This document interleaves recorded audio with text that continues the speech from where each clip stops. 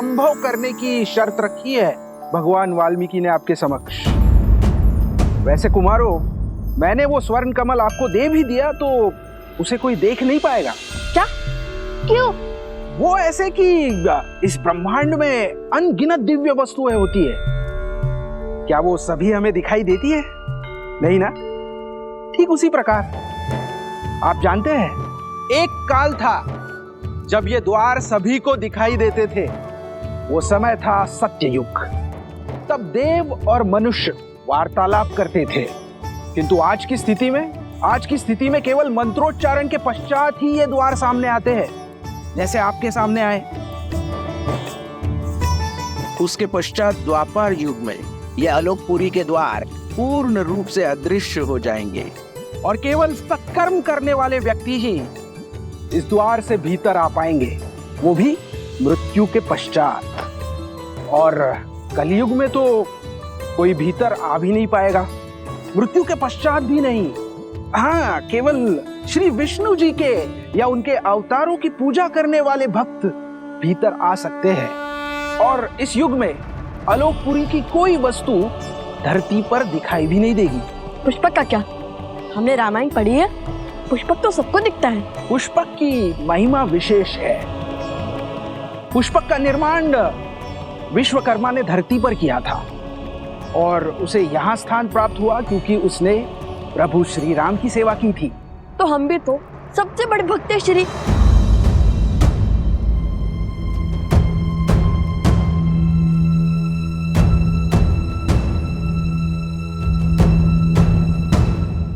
देखिए, हमें स्वर्ण कमल दे दीजिए। हमारे भगवान वाल्मीकि के आदेश का उल्लंघन नहीं कर सकते। क्षमा करें, वो संभव नहीं है। मेरी बात मानिए कुमारों, आप आश्रम लौट जाइए और अपना जीवन तपस्या में लगाइए। कदाचित उचित समय आने पर आपको वो स्वर्ण कमल मिल जाएगा। सुनिए, विनती कर रहे हैं, दे दीजिए स्वर्ण कमल, अन्यथा बल से छीन लेंगे।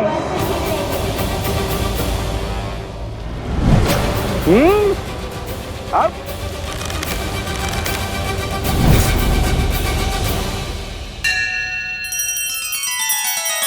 श्री रामचंद्र कृपालु भजु मन हरण भव भय दारुणम् नव कंज लोचन कंज मुख कर कंज पद कंजारुणम्।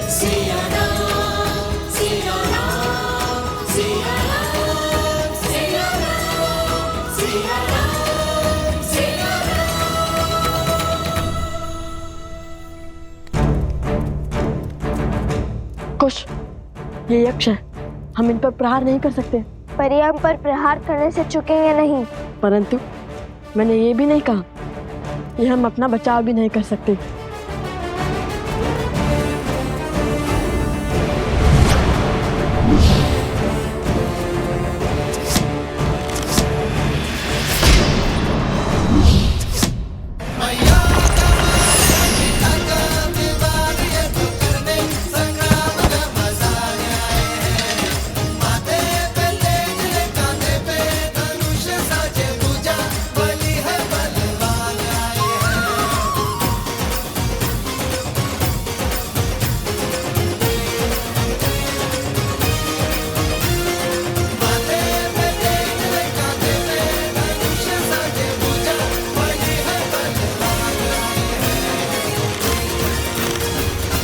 शांत हो जाइए।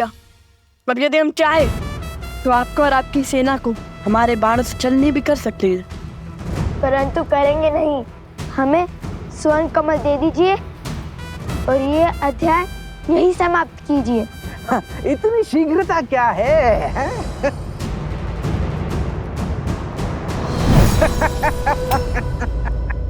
ओम ब्रह्मदेवाय नमः। ओम ब्रह्मदेवाय नमः। एक किरण जो अपने प्रकाश से उन्हें जीवन देती है, सोए हुए मन में ऊर्जा भरती है। सीते, आप मेरे वही सूर्य हैं, हमें एक होने से कोई नहीं रोक सकता। यदि सीता के प्रति मेरा प्रेम, हमारा प्रेम और समर्पण अटूट है ब्रह्मदेव,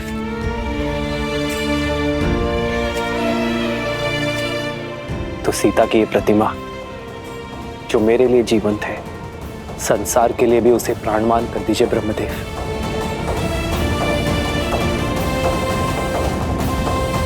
ओम ब्रह्मदेवाय नमः।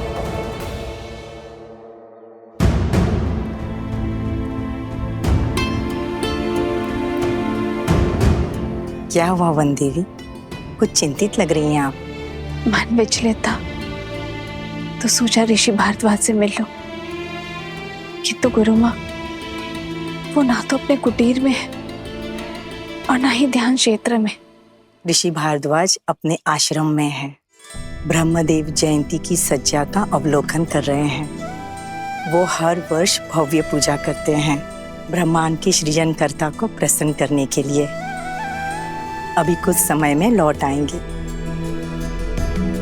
यदि ऐसा है तो गुरु माँ मुझे आज्ञा दीजिए, मैं जाके उनका मंदिर स्वच्छ कर देती हूँ। किसी कार्य में व्यस्त रहूंगी तो मन भी विचलित नहीं होगा। क्यों नहीं पुत्री, तुम्हारी श्रद्धा के दीप से पूरा आश्रम जगमगाएगा।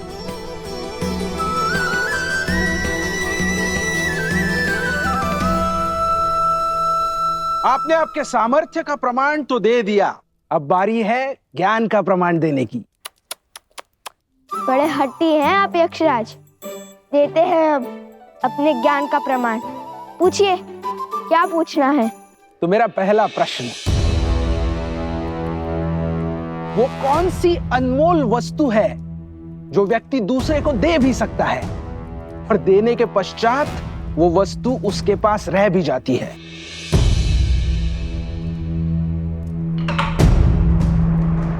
प्रेम। प्रेम बांटने से घटता नहीं है, कभी कभी दुगना लौट कर भी आता है। अति उत्तम। अब दूसरा प्रश्न, साहसी व्यक्ति के लिए सबसे कठिन कार्य कौन सा होता है? कर्म करना या कर्म से बचना?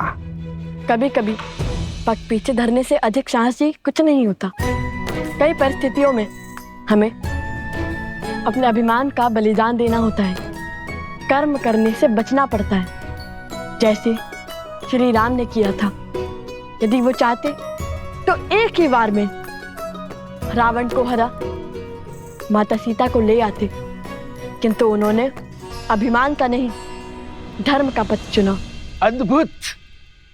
अब अंतिम तीसरा प्रश्न। वहाँ हम अश्व को अकेला छोड़कर आए हैं और यहाँ आपके प्रश्न समाप्त ही नहीं हो रहे। अब तो प्रतिशोध के साथ साथ क्रोध की ज्वाला भी धधक रही है मेरे मन में। अब निर्णय तुम नहीं, मैं लूंगा शास्त्र मुख, मैं।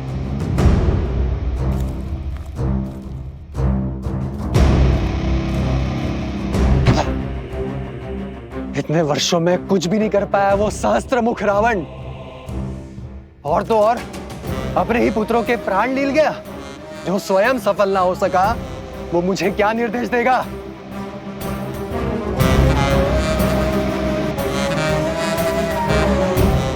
शीघ्र पूछिए ना, हमारे पास अधिक समय नहीं है। हाँ हाँ, इतनी शीघ्रता क्यों है? कुमारो, तनिक थोड़ा धैर्य तो रखो। अब तीसरा और अंतिम प्रश्न, बताइए, दुख, कष्ट, पीड़ा व्यक्ति को क्यों होती है? उसके पीछे कोई उद्देश्य है या केवल नियति?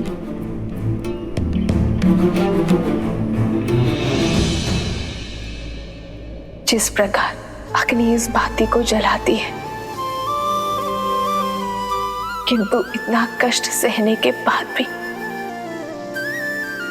बाती अग्नि का साथ नहीं छोड़ती, उसी प्रकार श्रद्धा हृदय को पीड़ा तो दे सकती है, किंतु इसका अर्थ ये नहीं है कि तुम श्रद्धा का ही त्याग कर दो।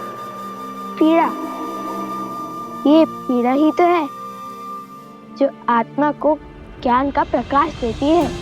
पीड़ा हमारे जीवन को साकार करती है। पीड़ा हमारे चरित्र को आकार देती है। कठिनाइयाँ और संघर्ष हमारे शिक्षक हैं। पीड़ा व्यक्ति के व्यक्तित्व को प्रकाशित करती है। ठीक उसी प्रकार जिस प्रकार बाती स्वयं जलकर अंधेरे कक्ष को जगमग करती है।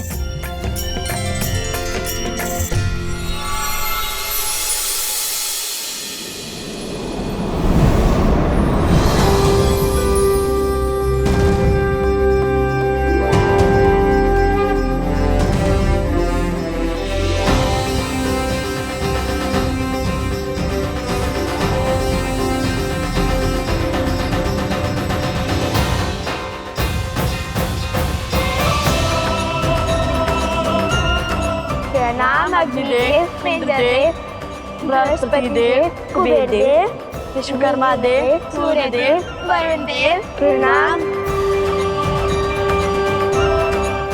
आयुष्मान भव पुत्र, आप दोनों अपनी परीक्षा में निपुण हुए और यह सिद्ध कर दिया कि आप दोनों केवल बल में ही नहीं अपितु बुद्धि से भी धनी हैं। हमें देखना चाहते थे कि आप ये दुर्लभ स्वर्ण कमल पाने योग्य हैं भी या नहीं। अरे फिर तो ये प्रश्न सबसे पहले पूछना चाहिए था यक्ष राज कुबेर जी को। हम उसी क्षण उत्तर दे देते। हमारा इतना समय तो व्यर्थ ना होता। जानते हैं कितना दायित्व है हमारे कंधों पर। तो अब हमें अपने भूल की भरपाई करनी होगी। हम आपके बल और बुद्धि दोनों से अति प्रसन्न हैं। उपहार और आशीर्वाद स्वरूप कुछ दिव्य अस्त्र स्वीकार कीजिए। आपको शीघ्र ही इनकी आवश्यकता पड़ेगी। आप दोनों जब चाहे इन अस्त्रों का आवाहन कर सकते हैं।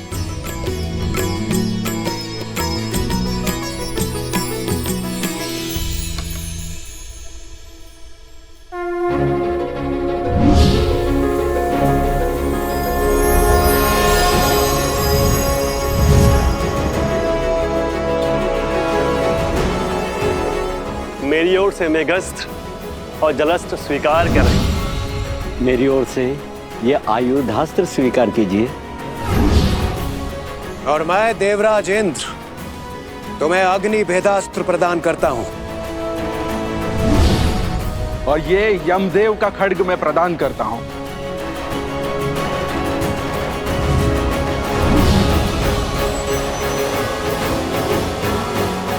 धन्यवाद देवतागण। हम आप सबको वचन देते हैं कि हम इन दिव्यास्त्रों का सदुपयोग ही करेंगे। और अब मेरी ओर से यह स्वर्ण कमल स्वीकार करें।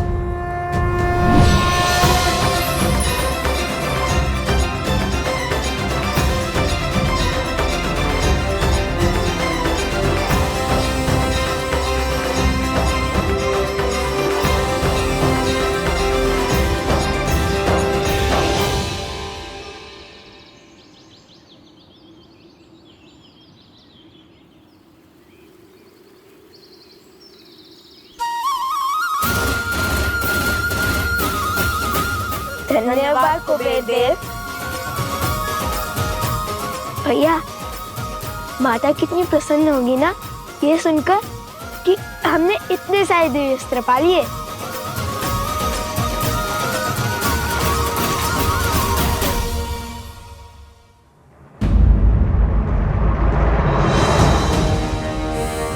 अरे शत्रुघ्न महाराज तो यहीं खड़े। अब इनसे युद्ध करने के सिवाय हमारे पास और कोई उपाय नहीं है। किंतु ये माला थामकर कैसे लड़ेंगे?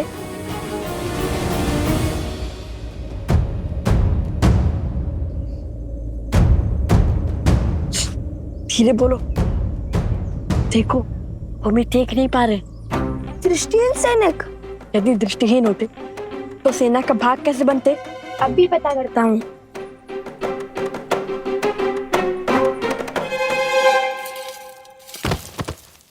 कौन है वहां? तुम्हारा काल।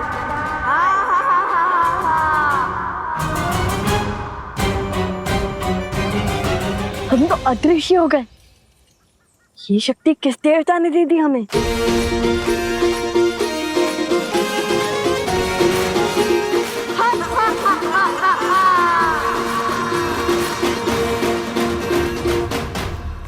अयोध्या के सैनिकों को कायरता शोभा नहीं देती। माया का प्रयोग कर रहे हैं वो, अधिक देर तक नहीं बचेंगे वो। खोजिए उन्हें, यहीं कहीं छुपे होंगे वो।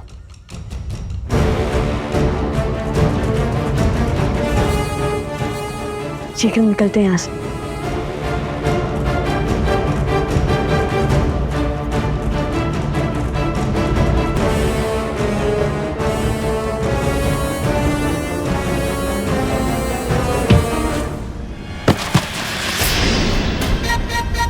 कौन है? कौन है यहाँ?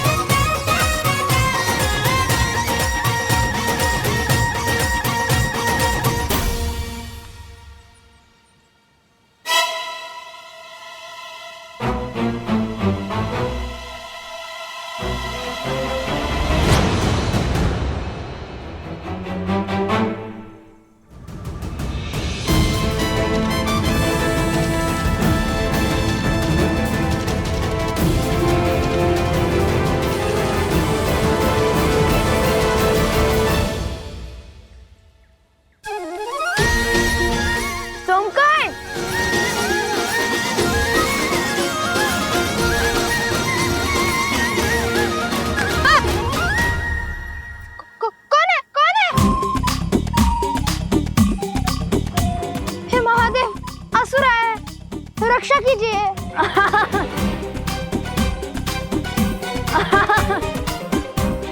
कुश, भ्राता लव? नहीं कुश, हम ही हैं सोमकरण। सच में? किंतु आप है कहाँ? हम तुम्हारे सामने हैं।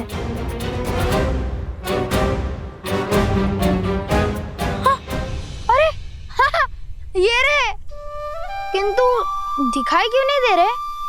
ये कैसी माया? अरे सब बताएंगे, सब बताएंगे। किंतु अभी तुम अपना हाथ आगे करो और ये माला पकड़ो। बहुत भारी है, मैं थक गया हूँ।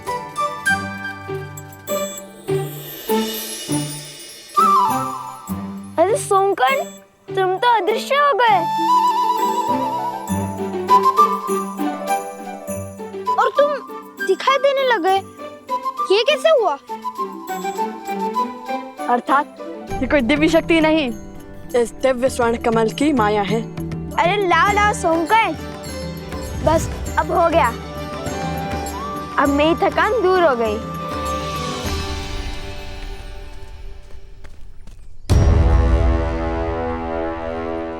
अब तुम हमें स्वयं अश्वत्थ तक पहुंचाओगे। बस बहुत हुई प्रतीक्षा। मैं कोई पहरेदार नहीं हूं। मैं अभी इस अश्व को मारकर अश्वमेध का अंत कर दूंगा और असुरों के सर से धर्म की तलवार सदा के लिए हटा दूंगा।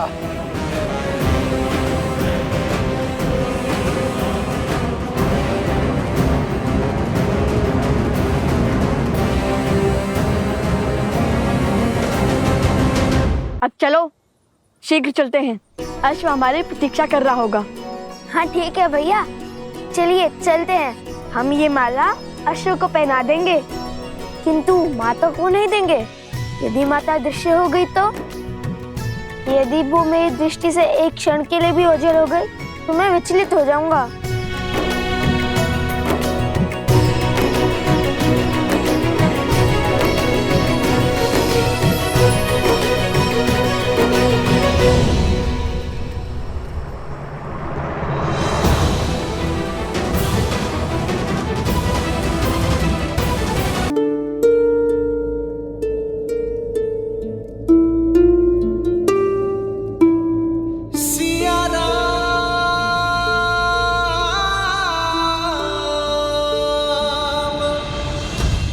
श्री राम ओम ब्रह्मदेवाय नमः। ओम ब्रह्मदेवाय नमः। सीते,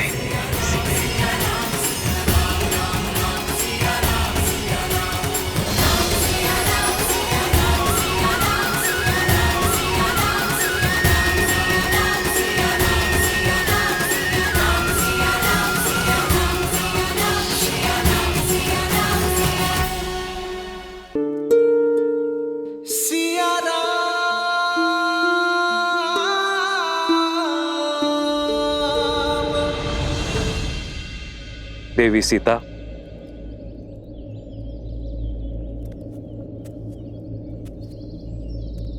प्रणाम ऋषिवर। आयुष्मान भव।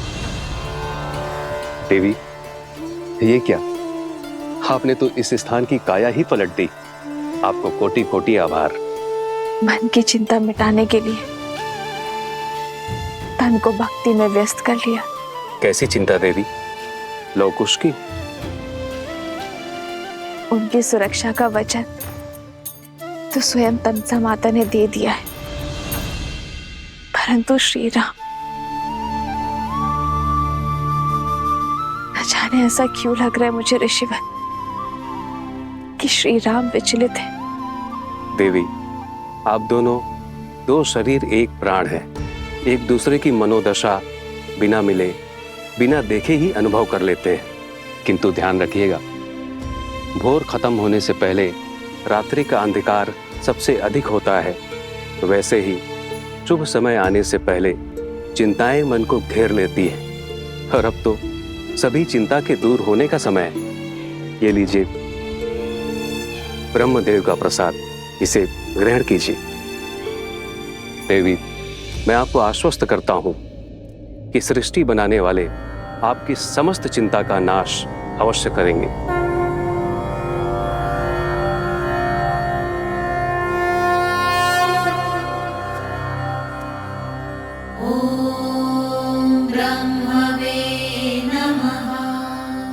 ओम ब्रह्मदेवाय नमः। देवाय नमः।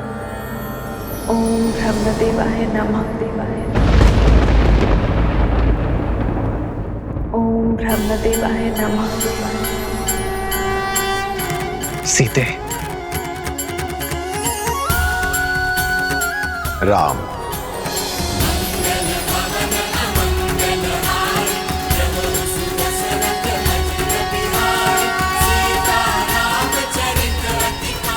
ब्रह्मदेव, तुम्हारा तप, मर्यादा धर्म को संसार में फैलाने की ललक अद्भुत। तुम्हारे जीवन की इस यात्रा में देवी सीता ने भी पूरा साथ दिया है। इसलिए मैंने इस सीता के पुतले को इतने प्राण दिए हैं, ये अश्व के लौटने और यज्ञ उत्पन्न विधि के संपूर्ण होने तक मंत्रो जाप कर सके। अभी अश्वमेध यज्ञ देवताओं को भी सहर्ष स्वीकार होगा और उनका आशीर्वाद तुम्हारे साथ है राम। यज्ञ का अभिमंत्रण अश्व को आसुरी शक्तियों और दुर्घटनाओं से बचाता है, किंतु केवल तब जब देवताओं का आशीर्वाद हमारे साथ हो। धन्यवाद ब्रह्मदेव।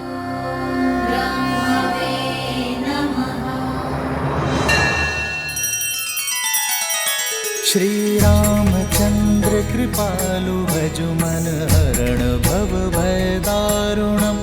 नव कंज लोचन कंज मुख कर कंज पद कंजारुणम।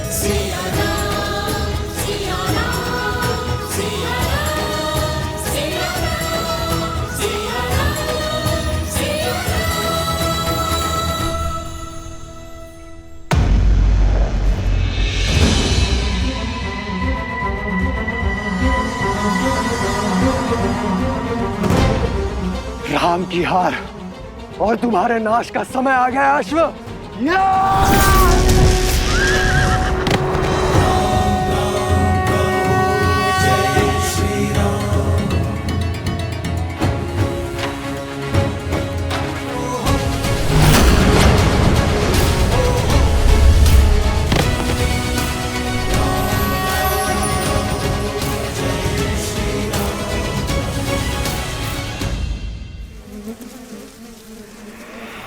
मूर्खाधिपति प्रबंधासुर, इतना भी नहीं जानते कि अश्वमेध का अश्व देवताओं की सुरक्षा में होता है। असुरों का संहार देवताओं और मनुष्यों के सामर्थ्य से नहीं, असुरों की मूर्खता से ही हो जाएगा।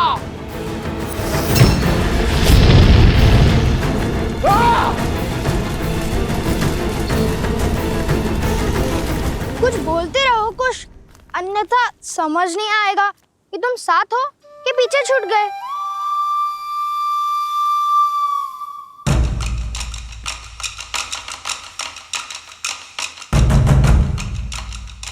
ऋषि कुमारों,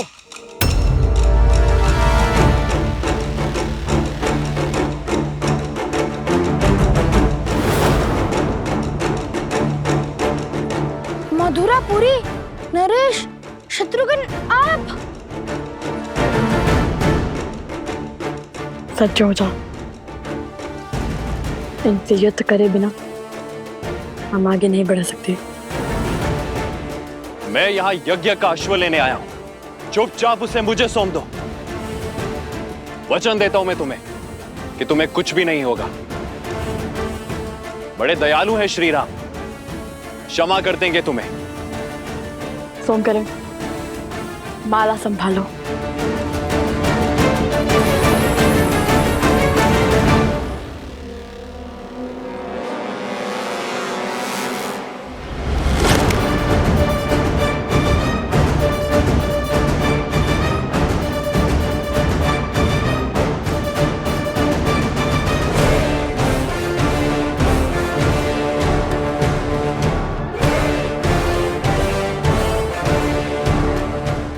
तो जानते हैं ना वो कौन है। वो कोई साधारण बालक नहीं है, वो अनमोल रत्न है, केवल मेरे लिए नहीं अपितु समस्त संसार के लिए। आप दोनों जो कर रहे हैं वो अनुचित है।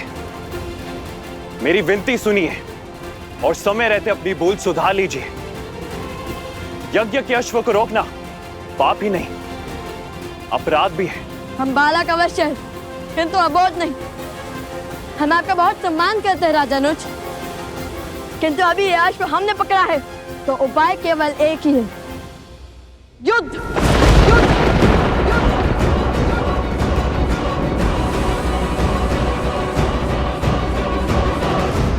नीति शास्त्र कहते हैं कि व्यक्ति को स्वयं अपनी शक्ति, वास्तविकता से अधिक और दूसरों का प्रेम अपेक्षा से कम ही लगता है। यही भेद आप दोनों के साहस में छलक रहा है। अपनी शक्ति के अनेकों प्रमाण दे चुके हैं हम असुरों के विरुद्ध। मिथिला की प्रतियोगिता में, पूरे संसार में अपने बल का डंका बजवा चुके हैं हम। और रही बात दूसरों की प्रेम की, तो हमें आपसे प्रेम की अपेक्षा नहीं है। यदि आप युद्ध से पहले हमें सुप्रभात कह देंगे तब भी हमारी आंखें भर आएंगी। देखिए, मेरे पास पूरी सेना है और आप दोनों बिल्कुल अकेले हैं। युद्ध शास्त्र कहता है कि सेना के सामने युद्ध करने का साहस तो महारथी को भी नहीं करना चाहिए। जैसे सर्पों के टोले में नागराज महाबली होकर भी नहीं जाता। नागराज भले ही ना जाए, गरुड़ या नेवले अकेले जाते हैं सर्पों की टोली में। स्वयं को क्या समझते हो, गरुड़ या नेवला? काल बेलिया जो सर्पों को अपनी बीन पर नचाते हैं। शस्त्र भी उठाएंगे या अयोध्या में केवल वाक युद्ध की प्रथा है? हम वो शत्रु नहीं जो आपकी निरर्थक बातों से ही मर जाए।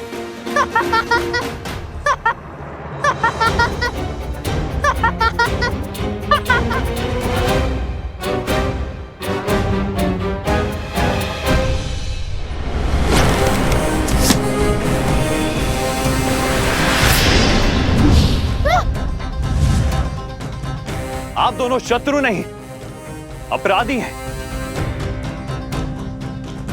अयोध्या के अश्व का हरण कर पाप किया है आप दोनों ने।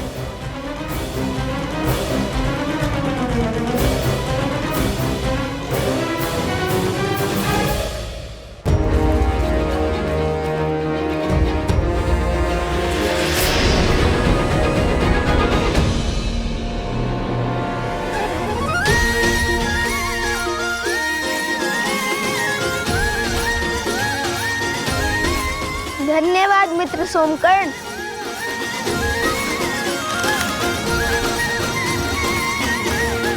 अश्व को रोकना अपराध नहीं, चुनौती है जो हमने स्वीकारी है।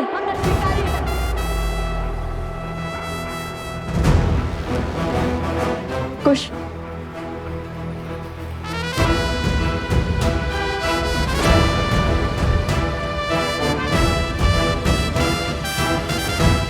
आपका शत्रु स्वयं चुनौती बन यहाँ वहाँ घूम रहा है। हमने आपकी चुनौती स्वीकार कर कोई पाप किया है? चुनौती राजाओं के लिए है, ऋषियों के लिए नहीं।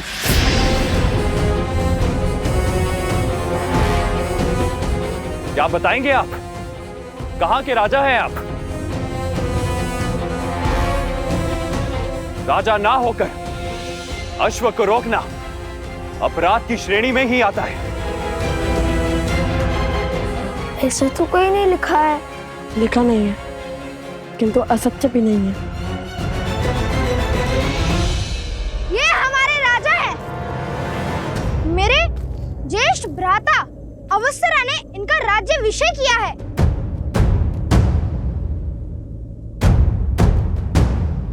बताओ कहां के राजा हैं ये दोनों? कुछ अंतर पर एक गांव है जहाँ की प्रजा विचित्र रोग से ग्रसित है। उस गांव की प्रजा की रक्षा करने का संकल्प किया तो उसी क्षण मेरे भ्राताश्री ने लव भैया का राज्याभिषेक और कुश का युवराज पद पर अभिषेक कर दिया।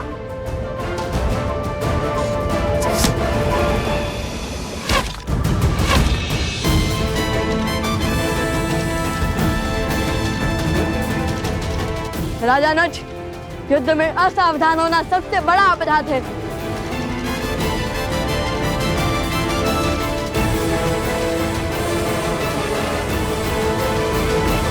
सैनिकों,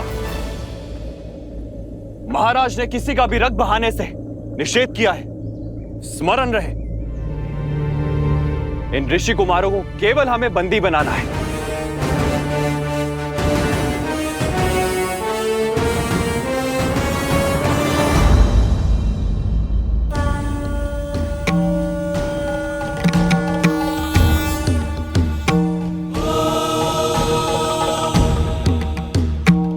वन देवी, नियति मोड़ ले रही है। आपके दोनों पुत्र अपने जीवन की सबसे कठिन यात्रा पर निकलने वाले हैं। मैं केवल आपको ये बताना चाहता हूं कि आपके दोनों पुत्र एक पूरी सेना के विरुद्ध लड़ाई लड़ रहे हैं। सेना?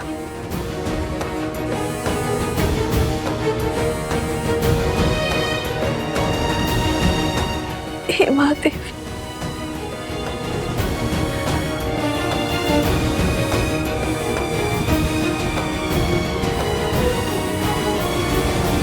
ये कैसा संकट है ऋषिवर, जिनके पिता अपने पुत्रों की रक्षा के लिए उपस्थित ना हो, अब उनकी रक्षा कौन करेगा? और वो माता कितनी दुर्भाग्यशाली है जो अपने पुत्रों की सहायता के लिए कुछ नहीं कर सकती।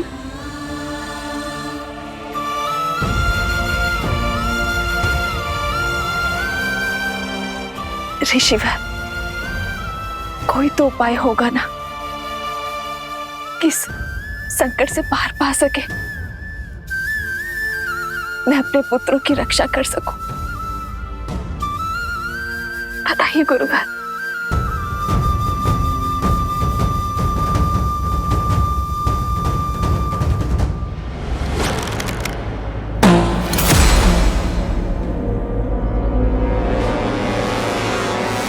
सावधान ऋषि कुमारों, ये मेरी अंतिम चेतावनी है। अब अस्त्र उठाने से पहले ना वाद होगा ना विचार।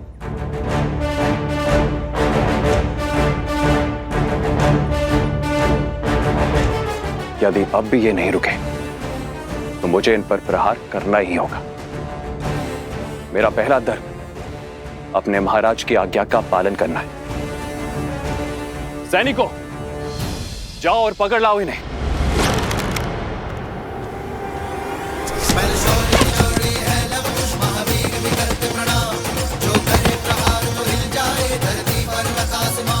दिव्यास्त्र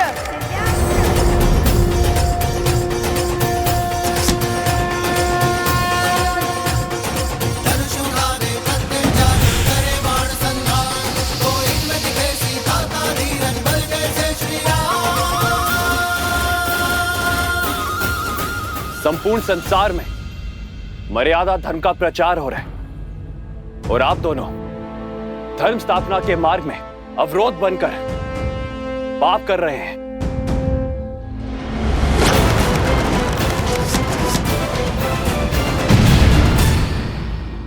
सुन रहे हैं भैया, राज अनुज शत्रुघ्न मर्यादा धर्म की बात कर रहे हैं। इस राज्य की प्रजा को स्त्री के सुखों का, सुरक्षा का, सौभाग्य का बलिदान मांगकर संतोष दिया जाता है। वहाँ कैसा राजधर्म?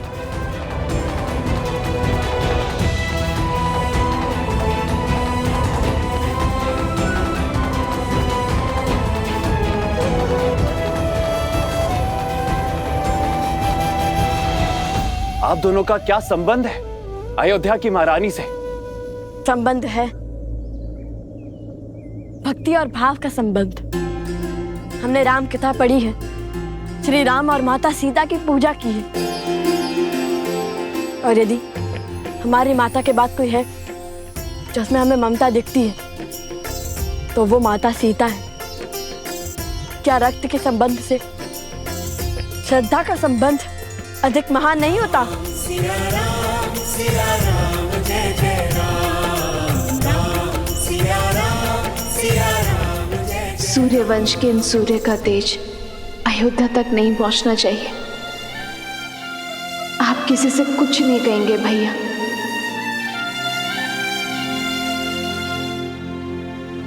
धन्य है आप अभिमा, श्री राम से दूर रहकर अपनी पहचान को गुप्त रखकर भी इन बालकों को श्री राम की परछाई बनाया आपने। स्पष्ट है ये दिव्य बालक और कोई नहीं, आपके और भैया के ही पुत्र हैं। वेदों में कुछ ऐसे मंत्रों का विवरण है जिनका पाठ करने से स्वयं देवताओं को रक्षा करने के लिए बुलाया जा सकता है। आप उनका पाठ आरंभ करें और मुझे पूर्ण विश्वास है कि देवता आपकी सहायता अवश्य करेंगे।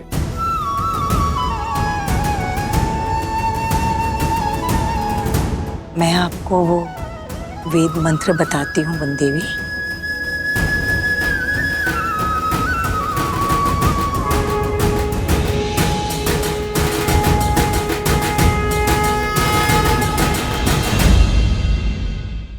हे वरुण देव, आपकी शक्ति अपरंपार है। श्री राम के अयान का महत्वपूर्ण भाग रहे हैं आप,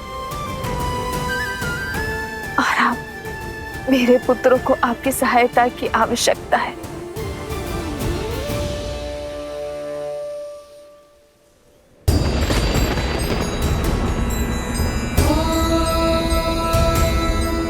जलबिंबाय विद्महे नीलापुरुषाय धीमहि वरुणः प्रचोदयात्।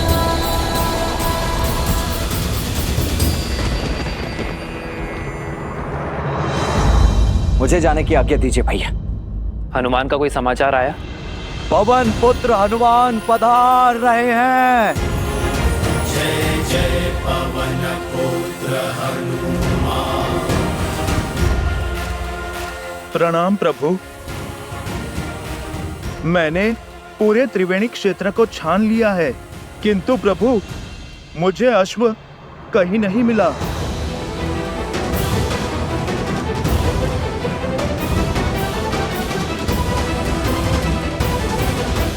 प्रभु शत्रुघ्न सेना ने भी अपना पथ बदल लिया है। प्रभु मुझे लगता है वो किसी युद्ध में उलझ गए हैं। महाराज, हमें तुरंत सेना भेजनी चाहिए। भरत भैया, अभी पूरी सेना भेजने की आवश्यकता नहीं है। प्रभु यदि आपकी आज्ञा हो तो मैं युद्ध में शत्रुघ्न भैया की सहायता के लिए जाऊं।